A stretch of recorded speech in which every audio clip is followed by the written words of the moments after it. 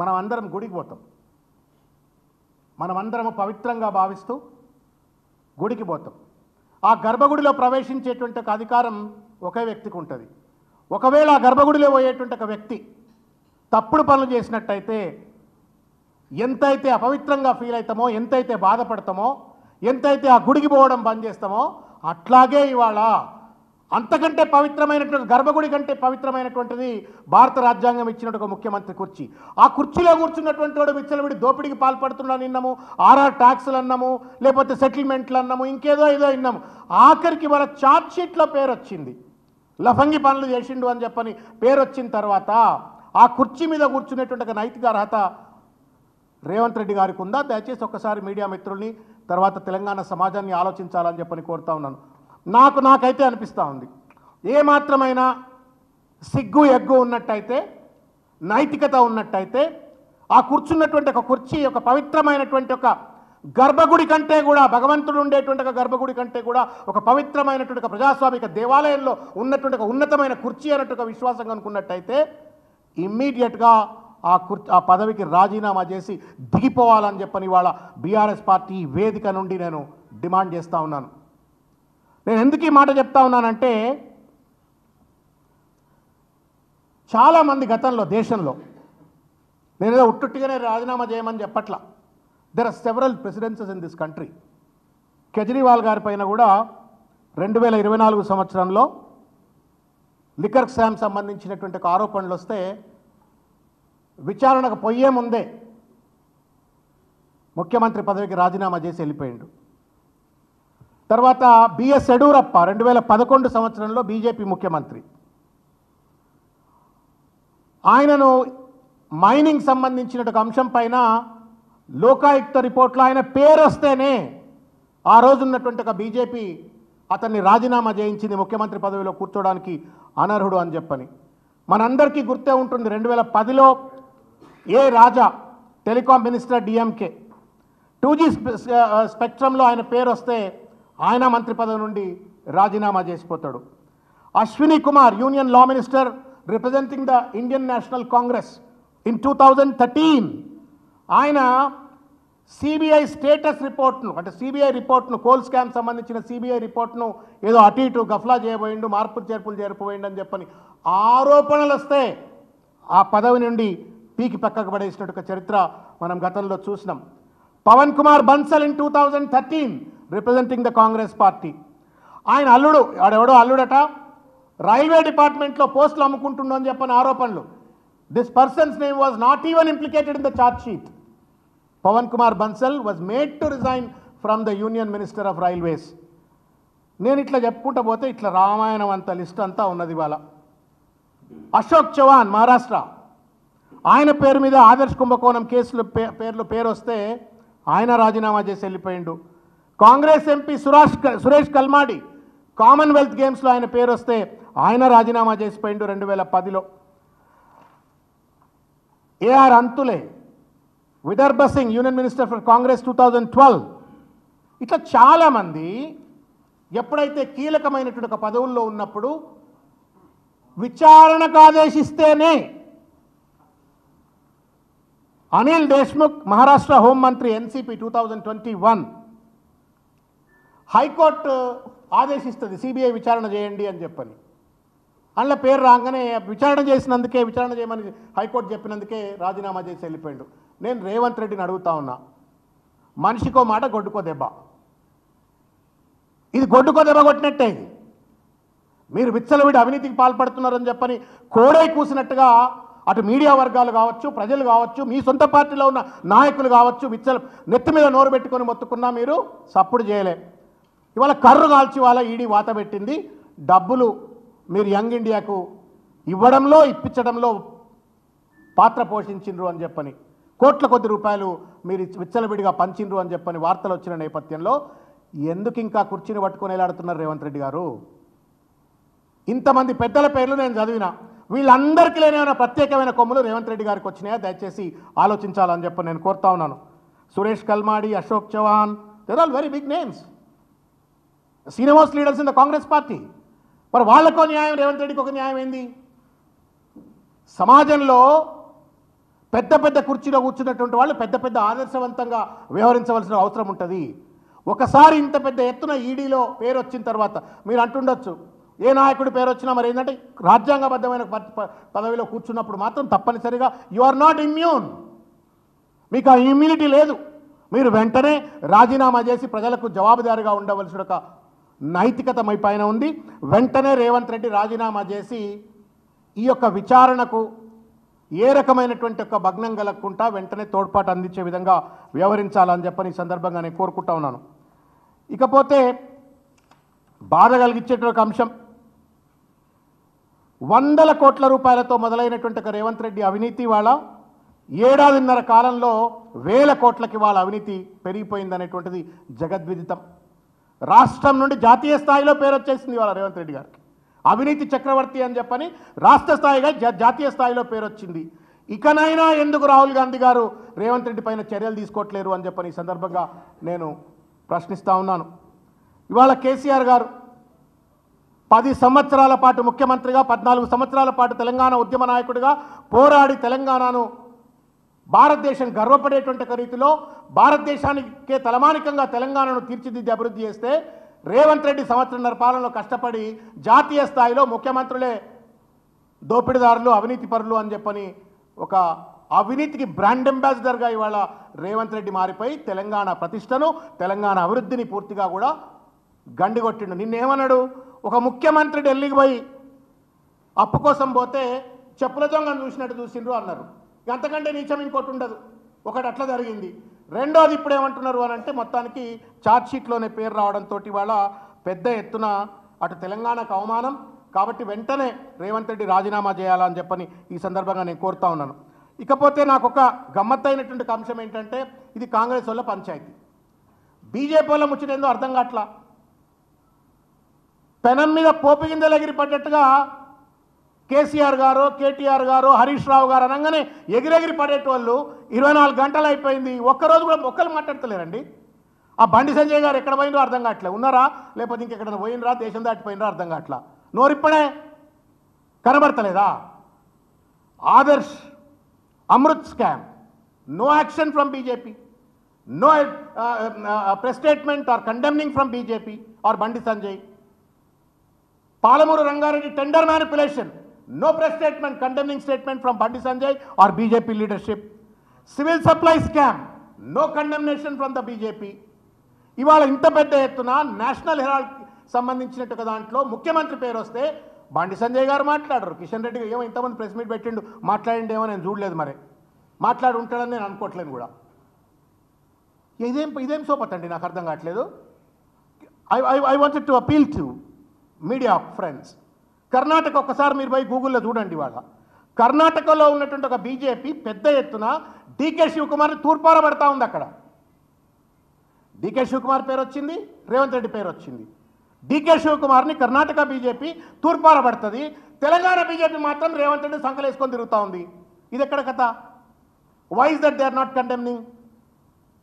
ముఖ్యమంత్రి పదవి దిగిన తర్వాత కూడా కచ్చబట్టినట్టుగా, కసిబట్టినట్టుగా ఏదో రేవంత్ రెడ్డి గారు ఎగేయబడ్డట్టుగా రోజు కేసీఆర్ గారి పైన దాడి చేసినటువంటి ఒక బీజేపీ పెద్దలు ఇంత పెద్ద ఎత్తున ED, enforcement directorate, government of India body ఈ ఛార్జ్షీట్లో పేర్లు పెట్టిన తర్వాత కూడా ఒక్క కండెమ్నేషన్ ఎందుకు రావట్లేదు అంటే, బీఆర్ఎస్ చెప్తున్నట్టుగానే బీజేపీ, కాంగ్రెస్, రేవంత్ రెడ్డి మొత్తం కూడా హ్యాండ్ ఇన్ గ్లోవ్ కొల్యూడ్ అయిందనేటువంటిది ఇవాళ స్పష్టంగా కనబడతా ఉంది.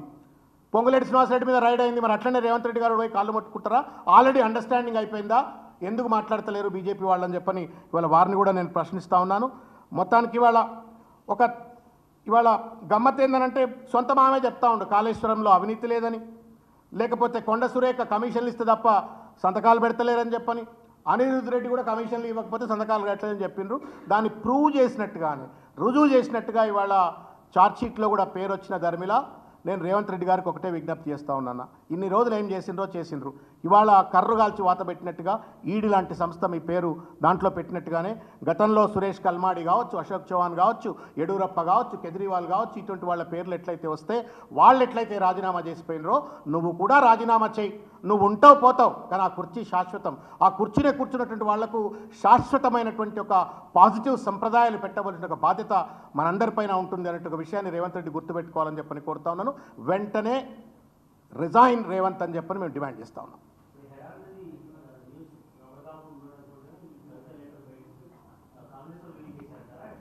ఇది పెద్ద మంచి ప్రశ్న అడిగినరు.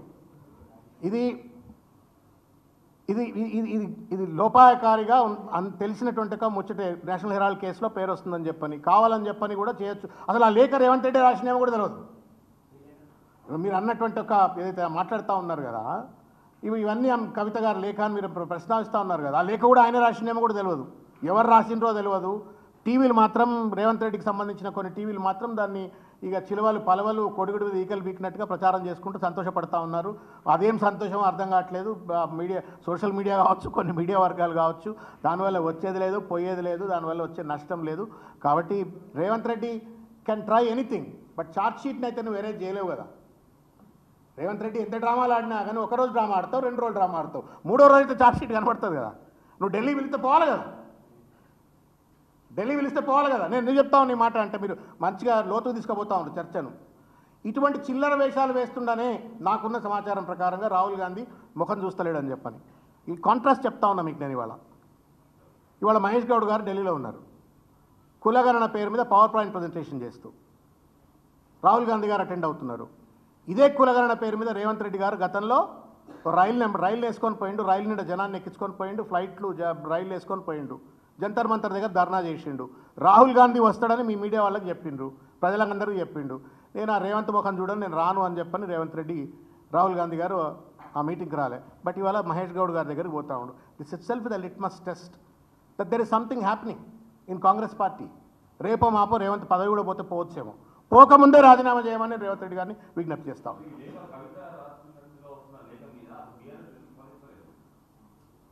నేను అడుగుతా ఉన్నాను ఇప్పుడు, రాహుల్ గాంధీ రేవంత్ రెడ్డి ముఖం చూడటానికి ఇష్టపడలేదు, కాంగ్రెస్ ఎందుకు స్పందిస్తలేదు?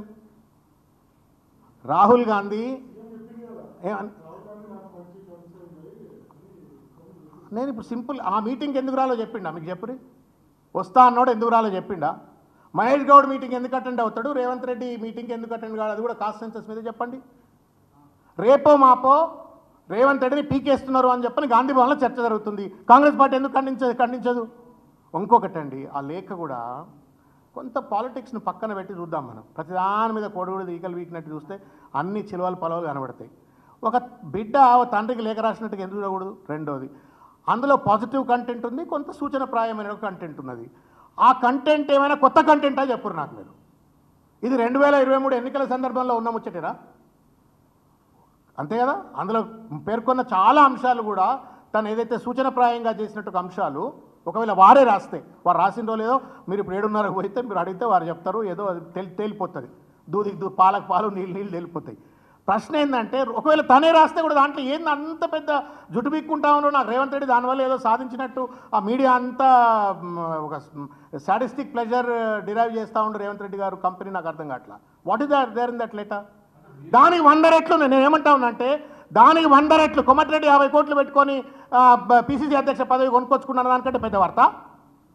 ప్రధానమంత్రి నరేంద్ర మోడీ ఆర్ఆర్ ట్యాక్స్ పేరు మీద విచ్చలవిడిగా దోపిడీ చేస్తున్నాడని చెప్పిన ప్రధానమంత్రి అనే దానికంటే పెద్ద వార్త అది. It was about style of functioning కావచ్చు, it was about the type of speech కావచ్చు. అది మామూలు కార్యకర్తలు బహిర్గతంగా అనుకున్న ముచ్చట్లే తనకు అందుబాటులో ఉన్నది.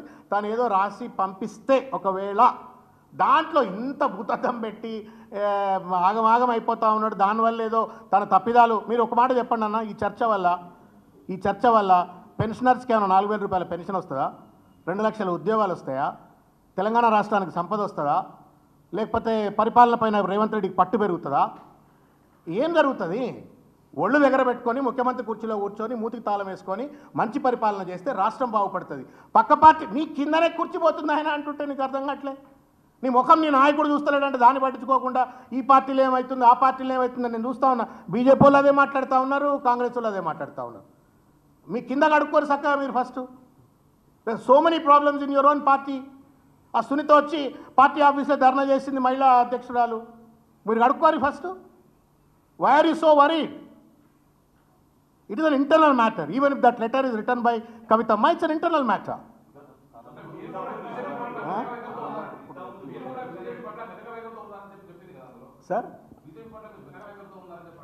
సార్ నేను ఒక విషయం చెప్పగలుగుతాను. నేను బీజేపీ పట్ల నరేంద్ర మోడీ గారి పట్ల కేసీఆర్ గారు మాట్లాడినంత బలంగా దేశంలో రాహుల్ గాంధీ గారు కూడా మాట్లాడలే. గట్స్ ఉండి ఫాసిస్ట్ ప్రైమ్ మినిస్టర్ అన్నటువంటి ఒక మొగోడు ఎవడన్నా ఒక వ్యక్తి పేరు చెప్పండి, కేసీఆర్ గారు కాకుండా. తన అభిప్రాయం కావచ్చు, తనకు వచ్చిన అభిప్రాయం కావచ్చు. So what does it mean? ఇంకొక విషయం చెప్తా ఉన్నా. 25 సంవత్సరాలుగా కేసీఆర్ గారిని నిరంతరంగా చూస్తూ వస్తున్నాం. ఎప్పుడు ఏది మాట్లాడాలో, ఏది మాట్లాడొద్దో, ఏ అంశాన్ని లేవనెత్తాలనో, ఏ అంశాన్ని లేవనెత్తొద్దో ఆయనకు తెలిసినంతగా ఎవరికి తెలియదు దేశంలో. Forget about BRS party. So therefore it is a view, let it be there. What is wrong?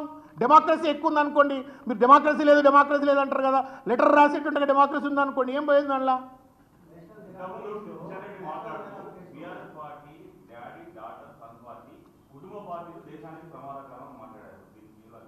Sir ఇప్పుడు నేను 100 పేర్లు చూపెడతా.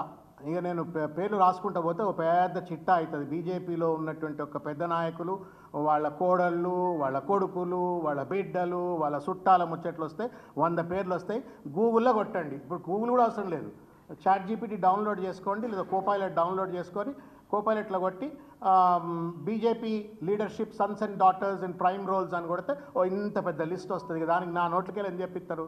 ఇది గురిగింద కింద నలుపుదలన్నట్టు మాట్లాడిన మాటలు. దానికి ఒక్క మాట నాకు కిషన్ రెడ్డి గారు ముచ్చట నేను ఏమంటున్నా అంటే, వీళ్ళు ఫస్ట్ ఆఫ్ ఆల్ వాళ్ళ గ్రూపిజంను సెట్ చేసుకోమనండి. Do they know that they are inefficient in the state of Telangana? 10 ఏళ్ళు కేంద్రము, ఇక్కడ మొత్తం 12 ఏళ్ళు అవుతుంది. 12 ఏళ్లలో పట్టుమని 10 సీట్లు ఎందుకు గెలుచుకోలేకపోతున్నారో దయచేసి వాళ్ళు తెలుసుకుంటే బాగుంటుంది. అసలు ఈటల రాజేందర్ ప్రెసిడెంట్ కావద్దు అని చెప్పని బండి సంజయ్ కుట్రబంతాడు. బండి సంజయ్ ప్రెసిడెంట్ కావద్దు అని చెప్పని ఈటల రాజేందర్ కుట్రబంతాడు. ఫస్ట్ మీ కుట్రలు తెలుసుకోరు. మీరు why do you so worry about BRS party? It's an internal matter, will settle it.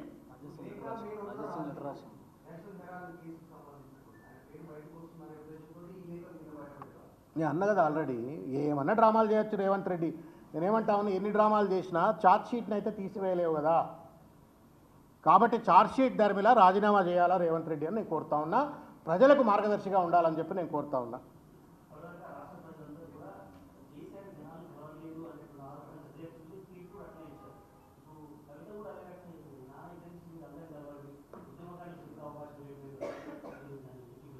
నేనేమంటున్నా అంటే, అసలు ఆ లేకే తప్పుడు లేకేమో అన్న తర్వాత why are you asking me to justify or condemn the statement? నేనేమంటున్నా, అది కూడా కొత్తగా ఏం ఆరోపణ చెప్పురు నాకు. మీరు లేవనెత్తిన అంశం నా నోటికెళ్ళి చెప్పేకురి. Don't put your words in my mouth. మీరు అన్న మాటే ఇది ఏమైనా కొత్తగా చెప్పిన ముచ్చట? If it's an invention then I would have really reacted to it. Everybody talked about it. What is the big deal to talk about it? మీరు అన్నమాట గతంలో కాదు, మన general assembly elections, parliament elections, ఇప్పుడు నడుస్తున్నట్టుగా చర్చ. దాని గురించి అది పార్టీ ఇంటర్నల్ మ్యాటర్. దానికి అంత పెద్ద ఎత్తున రేవంత్ రెడ్డి అండ్ కంపెనీ కావచ్చు, ఆయన ప్రాంప్టెడ్ మీడియా కావచ్చు, గంత పెద్ద ఎత్తున చేయడం వల్ల తెలంగాణ ప్రజలకు కానీ, ప్రభుత్వానికి కానీ, ఏ పార్టీలకు కానీ ఏమైనా లాభం వస్తుందో చెప్పరు.